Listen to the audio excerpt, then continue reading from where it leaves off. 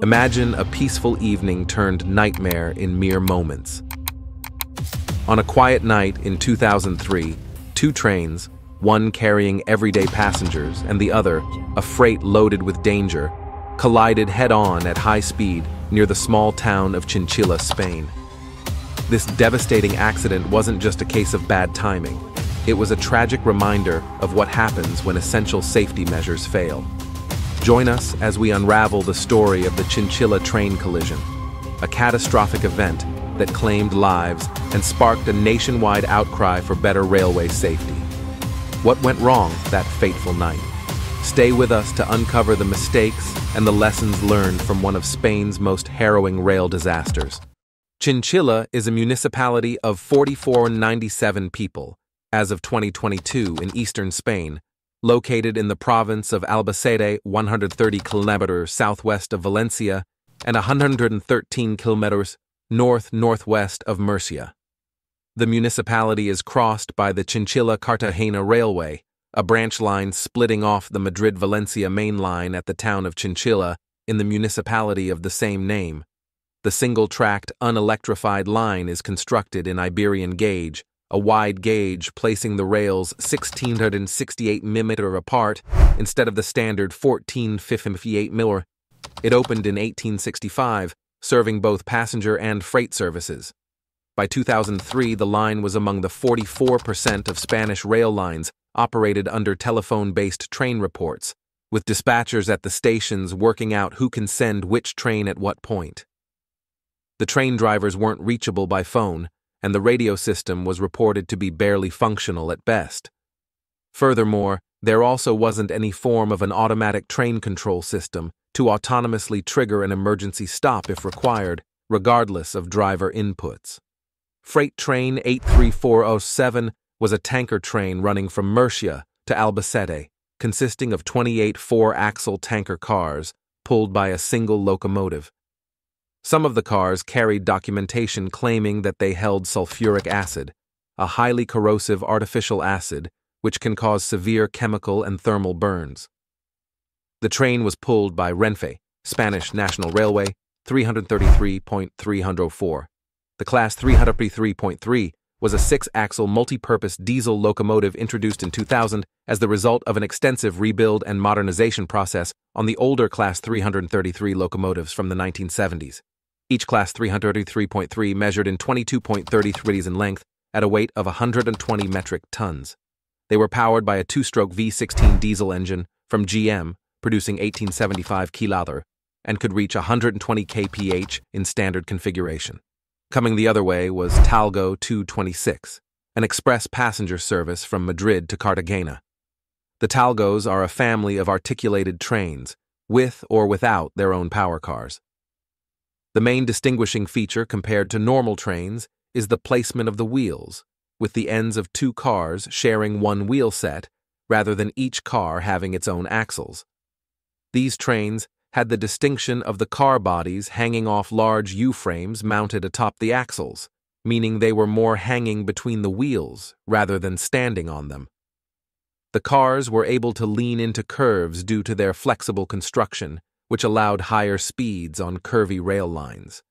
The train was carrying just 82 people at the time of the accident. It consisted of two first-class cars, a buffet car, and 5 second-class cars. Talgo 226 pulls into Chinchilla's train station at approximately 9:30 p.m. on the 3rd of June 2003, intending to leave the main line and head into the single-tracked branch line to Cartagena. The dispatcher had just received the phone call about the inbound freight train a few minutes prior when the passenger train pulled up to the platform, being meant to wait for the freight train to leave the single-tracked section and pass the waiting Talgo at the station. The dispatcher turned the station's exit signal green at approximately 9:36 p.m., despite the freight train not having reached the station yet.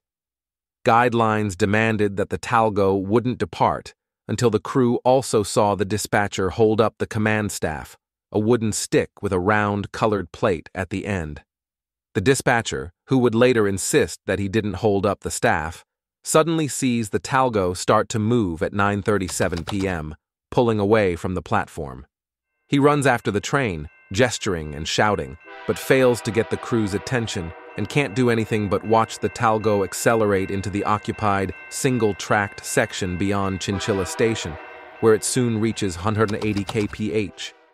The freight train's crew suddenly sees headlights gleam at them as they approach the curve, merging the branch line and main line 3-kilometer down the line from Chinchilla Station, traveling at 146 kph. It's unknown if either locomotive's crew manages to trigger an emergency stop.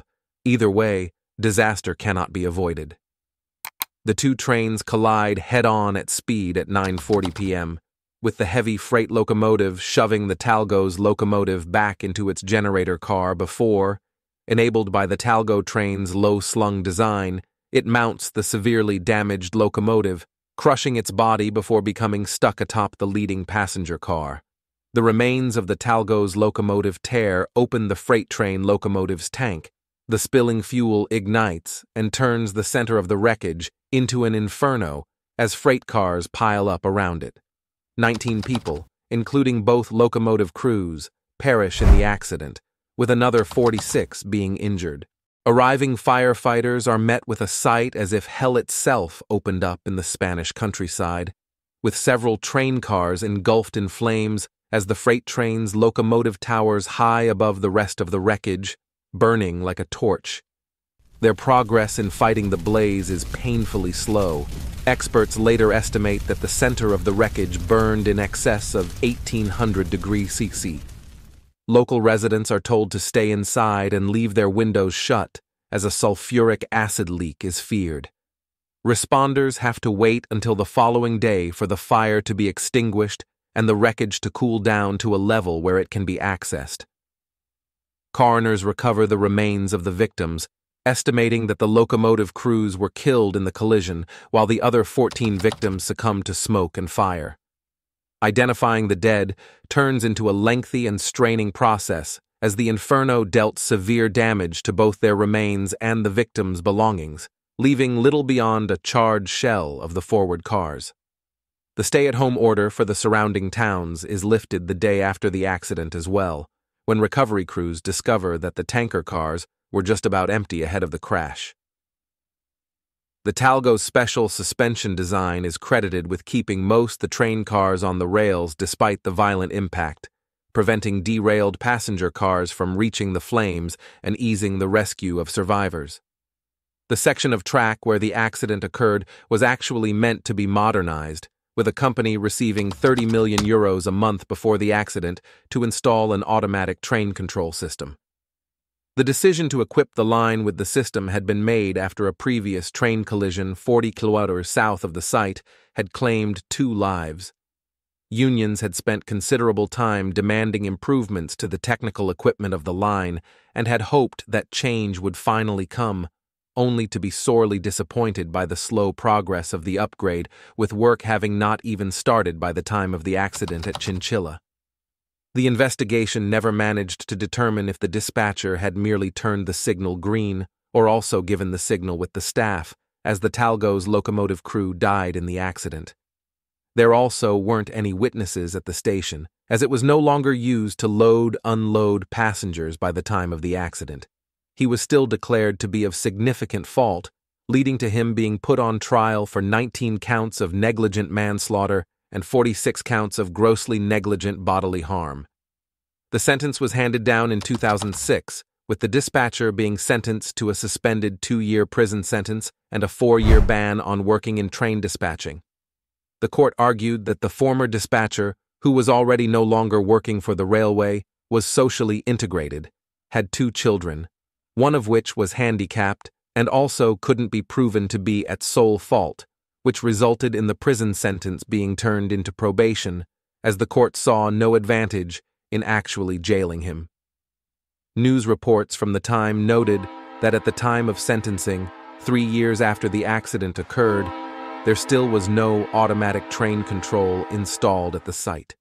Spain's lacking safety equipment on rail lines would pop up again and again, with one of the more prominent accidents at least partially blamed on it being the 2013 derailment at Santiago de Compostela, which claimed 79 lives after a high-speed train entered a tight turn at excessive speed,